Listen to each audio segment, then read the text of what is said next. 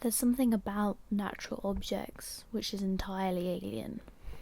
They transcend human understanding, subvert the man-made. I engage with this fern daily, and it still doesn't mean anything to me. How can I form a relationship with this object, artifact, when we are barely more than acquaintances after 6 months of living in the same space? It's not like my sticks, they have character. Our interactions are juvenile and performative, but they are imbued with the impressions of past lives and curiosity before I select them. Every collection I put them in, every time I install them, just increases the depth of their relationship to me and to one another. Relations made through classification. These sticks have been selected due to their superiority. Sorry, other sticks.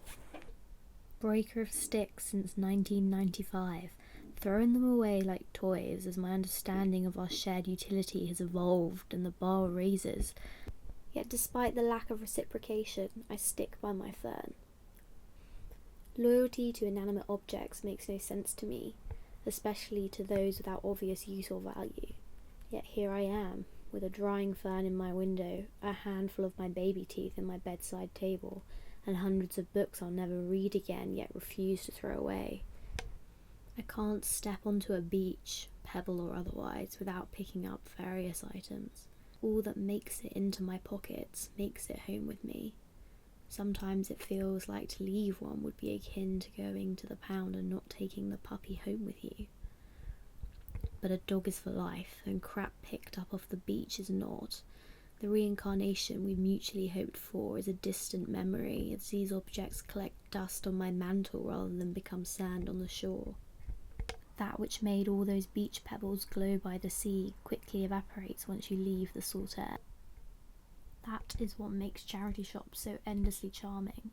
Objects which have reached the end of one life wait patiently for another, because despite no longer wanting these things, people still see enough in them to believe someone else could want them, or make use of them. Charity shops are filled with the objects people didn't want to throw away, yet could no longer justify keeping.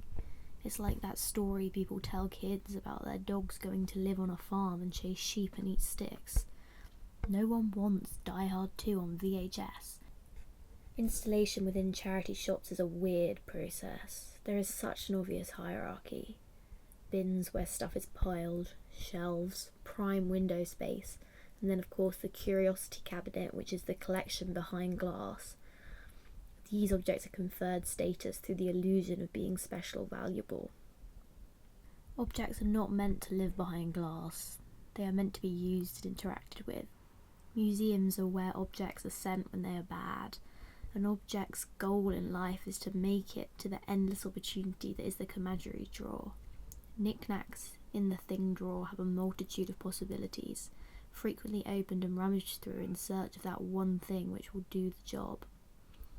Objects in the drawer are safe in the knowledge they are put there for a later use, and are constantly fulfilling the role of preparation, unless they are the already dead battery repeatedly tested and then returned.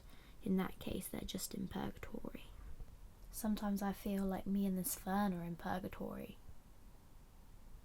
trying to force a meaning between us, some kind of relationship. Perhaps the fern is an anchor, a magnet for ideas about understanding objects and interacting with them. When I look at the fern, I think about objects. When I look at objects, I think about the fern.